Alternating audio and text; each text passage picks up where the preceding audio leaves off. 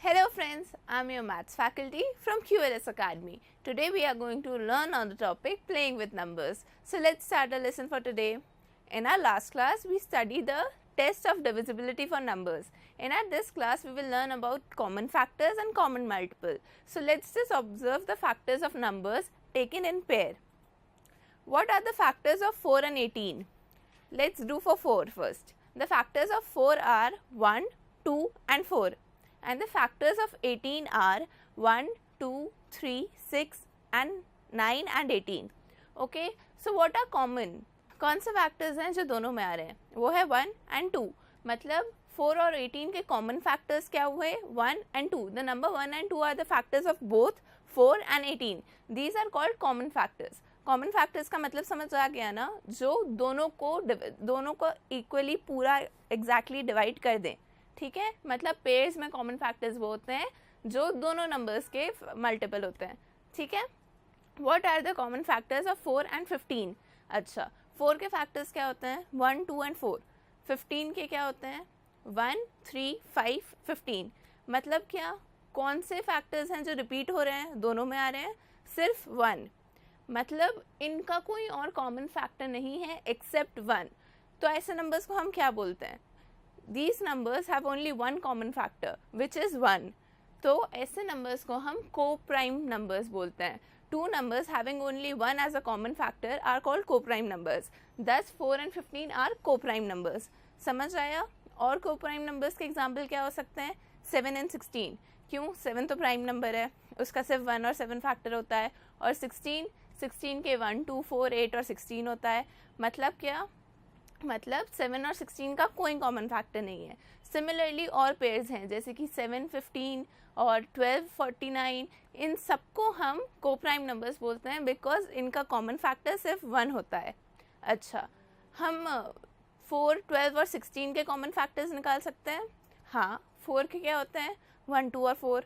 12 के क्या होते हैं? 1, 2, 3, 4, 6 और 12. 16 के क्या होते हैं? 1, 2, 4, 8 और 16. तो मतलब कॉमन फैक्टर्स कौन कौन से हैं? कॉमन फैक्टर्स हैं 1, 2 और 4. जैसे हमने पहले निकाले थे, इस बार हमने 3 नंबर के निकाल लिए. वही नंबर जो तीनों नंबर को डिवाइड कर सकते हैं उन्हें हम कॉमन फैक्टर बोलते हैं. इजी. तो इसमें 1, 2 एंड 4 कॉमन फैक्टर्स हैं 4, 12 और 16 के. तो बस अब हम आते हैं कॉमन मल्टीपल्स पे. Now just let's come to common multiples. What are common multiples? मतलब क्या, मैं पेयर से सिखाती हूँ. 4 और 6 के हम कॉमन मल्टीपल्स देखते हैं. 4 के मल्टीपल्स क्या होते हैं? 4, 8, 12, 16, 20, 24. और 6 के क्या होते हैं? 6, 12, 18, 24, 30, 36. मतलब क्या, आपने जितने भी नंबर्स मैंने अभी बताया उसमें से कॉमन मल्टीपल्स कौन से आए? अभी तक आए 12, 24 और 36. ये वो नंबर्स हैं जो 4 के भी मल्टीपल हैं और 6 के भी मल्टीपल हैं. ऐसे ही मैं आगे और बढ़ा सकती हूँ, जैसे 48, 60. ये सब भी 4 और 6 दोनों के मल्टीपल हैं. मतलब क्या, इनफाइनाइट मल्टीपल्स ऐसे हो सकते हैं जो 4 और 6 दोनों में कॉमन हो. ठीक है, so now just let's come to a different pair. हम निकालेंगे कॉमन मल्टीपल्स 3, 5 और 6 के. तो चलिए पहले 3 के मल्टीपल्स देखते हैं. 3, 6, 9, 12, 15, 18, 21, 24, 27, 30, 33, 36. ठीक है, और भी बहुत सारे हैं. मैंने बताया था कॉमन मल्टीपल्स इनफाइनाइट होते हैं.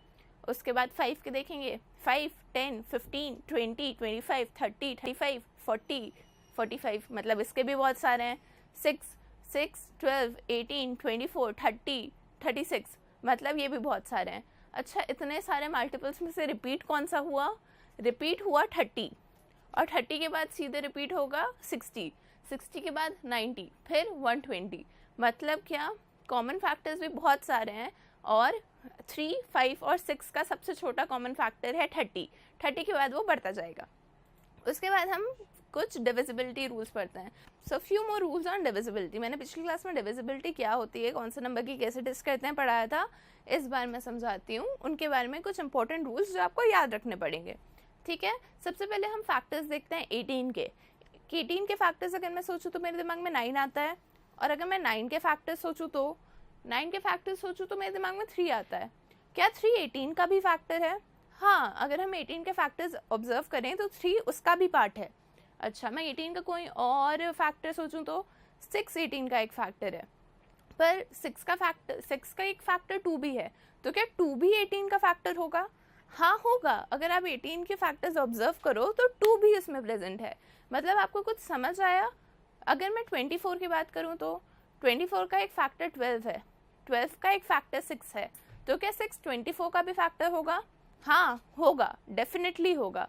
इससे आपको कुछ समझ आया? अगर किसी पर्टिकुलर नंबर का फैक्टर एक दूसरा नंबर है तो उस दूसरे नंबर का फैक्टर उस पर्टिकुलर नंबर का भी फैक्टर होगा। समझ आया? ये एक रिलेशन है जो इम्पोर्टेंट है, आपको आगे याद रखना पड़ेगा। If a number is divisible by another number then it is divisible by each of its factor. मतलब क्या? If a number is divisible by another number then it is also divisible by all the factors of that number. मतलब जो मैंने अभी बोला, उस number के सारे फैक्टर्स से भी वो नंबर डिविजिबल होगा। ठीक है, आगे बढ़ते हैं। तो अब हम सेकेंड रूल पे आते हैं। A number 80 is divisible by 4 and 5 both. मतलब मैंने दो कोप्राइम नंबर ले लिए 4 and 5, और 80 जो है वो उन दोनों से डिविजिबल है। तो क्या 80 उन दोनों के प्रोडक्ट से डिविजिबल होगा? 4 into 5 20 होता है। क्या 80 20 से डिविजिबल है? हाँ है। अच्छा, मैं दूसरे एग्जाम्पल से भी समझा सकती हूँ। 60 डिविजिबल है 3 और 5 दोनों से, और 3 और 5 दोनों कोप्राइम नंबर्स हैं। तो क्या 60 उन दोनों के प्रोडक्ट से भी डिविजिबल होगा? 3 into 5 15। हाँ, 60 15 से भी डिविजिबल है। तो आपने नोटिस किया कि मैं क्या बताना चाह रही हूँ? If a number is divisible by 2 coprime numbers then it is divisible by the product of those numbers. मतलब समझ आ गया ना? उन दोनों के मल्टीप्लिकेशन के से भी वो डिविजिबल होगा। ठीक है, the number 16 and 20 both are divisible by 4। अच्छा, अगर मैं एक नंबर लूँ 16, वो डिविजिबल है 4 से। 20 भी डिविजिबल है 4 से। अब अगर मैं उन दोनों का सम कर दूं, 16 + 20 इज 36। क्या 36 4 से डिविजिबल है? चेक करिए। हाँ, 36 भी 4 से डिविजिबल है। अच्छा, अगर मैं किसी और नंबर से ट्राई करूं, 10 डिविजिबल है 5 से, 20 भी डिविजिबल है 5 से, तो क्या उन दोनों का सम भी 5 से डिविजिबल होगा? हाँ, 10 + 20 30 भी डिविजिबल है 5 से। तो मतलब क्या? अगर मैं दो मल्टीपल लूँ एक पर्टिकुलर नंबर के और उन दोनों को सम करूँ, तो जो सम आएगा वो भी उस नंबर से डिविजिबल होगा। ठीक है, if two numbers given are divisible by a particular number then their sum will also be divisible by that number. ठीक है, अब मैं आती हूँ नेक्स्ट प्रॉपर्टी पे। मेरे पास दो नंबर्स हैं 35 और 20, जो दोनों 5 से डिविजिबल हैं। ठीक है, 35 भी 5 का मल्टीपल है और 20 भी 5 का मल्टीपल है। अच्छा, अब अगर मैं 35 में से 20 को माइनस कर दूं तो आंसर आएगा 15। क्या 15 भी 5 से डिविजिबल है? हाँ बिल्कुल है, क्यों नहीं होगा? 15 भी तो 5 का एक मल्टीपल ही है। तो आपको कुछ समझ आया? जैसे पिछले रूल में ऐड करने से भी वो डिविजिबल था उस पर्टिकुलर नंबर से, सब्ट्रैक्शन में भी वो नंबर जो रिजल्ट आएगा वो उस पर्टिकुलर नंबर से डिविजिबल होगा। ठीक है, हाँ, if two given numbers are divisible by a number then their difference will also be divisible by that particular number. अब हम आते हैं अपने नेक्स्ट टॉपिक प्राइम फैक्टराइजेशन पे। What is factorization? जब हम एक पर्टिकुलर नंबर को उसके दो फैक्टर्स के प्रोडक्ट के टर्म्स में लिख दें तो उसे हम फैक्टराइजेशन कहते हैं। फैक्टराइजेशन मतलब छोटे में लिख दें, मतलब उसके फैक्टर्स के टर्म्स में लिख दें। ठीक है, when a number is expressed as a product of its factor we say that it has been factorized. Okay, अगर मैं 24 को फैक्टराइज करना चाहूँ तो मैं 3 into 8 लिख सकती हूँ। इसका मतलब वो फैक्टराइज हो गया है। ठीक है, क्योंकि मैंने उसके दो फैक्टर्स के रूप में उसको लिख दिया है। अगर मैं 24 के और फैक्टराइजेशन करूँ तो मैं 24 को लिख सकती हूँ 2 into 12, मैं 24 को लिख सकती हूँ 4 into 6, मैं 24 को लिख सकती हूँ 3 into 8। अच्छा, अगर मैं फर्दर 12 का भी फैक्टराइजेशन करूँ तो मैं उसको लिख सकती हूँ 2 into 6, और मैं 6 का भी फैक्टराइजेशन करूँ तो मैं उसे लिख सकती हूँ 2 into 3। सिमिलरली अगर मैं 24 = 4 into 3 में 4 का फैक्टराइजेशन करूँ 2 into 2 में, और 6 का फैक्टराइजेशन करूँ 2 into 3 में, तो वो भी सेम हो जाएगा, मतलब 2 into 2 into 2 into 3। ठीक है, और 3 into 8 को भी मैं अगर फर्दर फैक्टराइज करूँ तो सेम होगा। 3 और 8 को मैं लिख सकती हूँ 2 into 2 into 2। मतलब क्या? मैंने जब तीनों स्टेप से गई, मैंने 24 को 3 अलग अलग तरीके से लिखा, लेकिन मैंने उसके सारे नंबर्स को फर्दर फैक्टराइज करती गई, तो मैं सबसे छोटे प्राइम नंबर्स पर आ गई 2 और 3 पर, और इसे कहते हैं हम प्राइम फैक्टराइजेशन। मतलब जब मैं फैक्टराइजेशन करूँगी सबसे छोटे प्राइम नंबर्स तक ले आऊँगी, उसे हम प्राइम फैक्टराइजेशन बोलेंगे। इन सारे केसेस में मैं आई थी 2 इंटू 2 इंटू 2 इंटू 3 पे, ठीक है। In this factorization has only 2 factors, 2 and 3 are prime numbers. Such a factorization of numbers is called prime factorization. अच्छा, और क्या होता है प्राइम फैक्टराइजेशन के? मैं और क्या एग्जांपल्स दे सकती हूँ? मैं 36 का एग्जांपल दे सकती हूँ। उसको मैं अगर 2 इंटू 18 लिखूँ, या 3 इंटू 12 लिखूँ, या 4 इंटू 9 लिखूँ, या 6 इंटू 6 लिखूँ, अगर आप इन सबको फर्दर फैक्टराइज करते जाएंगे आप एक ही रिजल्ट पे पहुँचेंगे। वो रिजल्ट क्या होगा? 2 इंटू 2 इंटू 3 इंटू 3। मतलब फर्दर प्राइम फैक्टराइजेशन हर केस में सेम आएगा, ठीक है। अगर मैं आगे आपको एक टेक्निक बताती हूँ प्राइम फैक्टराइजेशन करने की, वो होता है फैक्टर ट्री। फैक्टर ट्री हम कैसे बनाते हैं, देखिए मैं एक एग्जांपल से समझाती हूँ। 90 के, मैं 90 को सबसे ऊपर लिखूँगी, ठीक है। फिर मैं 90 को 2 फैक्टर्स में बांट दूंगी, जो 2 फैक्टर्स मुझे पसंद आए। तो मुझे पसंद है 9 इंटू 10, तो मैं एक ब्रांच में लिखूँगी 10, मैं दूसरी ब्रांच में लिखूँगी 9, ठीक है। 90 लिखा मैंने, और मैंने 2 ब्रांचेस निकाली। जैसे ट्री की ब्रांचेस होती है ना, आपने क्रिसमस ट्री देखा है, वो ऊपर से ऐसे कॉनिकल होता है, बस मैंने वैसे ही 90 के नीचे से 2 ब्रांचेस निकाली। एक जगह लिखा मैंने 10, एक जगह लिखा मैंने 9, ठीक है।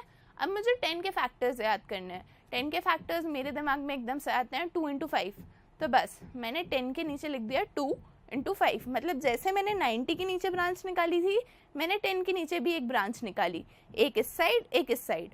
एक के नीचे लिख दिया 2, एक के नीचे लिख दिया 5। सिमिलरली मैंने 9 के नीचे भी 2 ब्रांचेस निकाली, एक इधर एक इधर।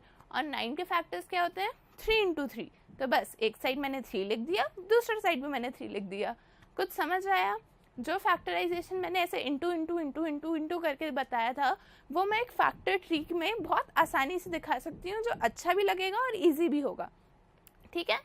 24 को भी हम सिमिलरली बांट सकते हैं, हम बहुत सारे नंबर्स को बांट सकते हैं। जैसे 24 को मैं अगर 4 और 6 में बांट दूं, जैसे मैंने पिछली बार किया था, मुझे 2 इंटू 2 और 3 इंटू 2 लिखना पड़ा था। इस बार मैं फैक्टर ट्री में लिख दूंगी।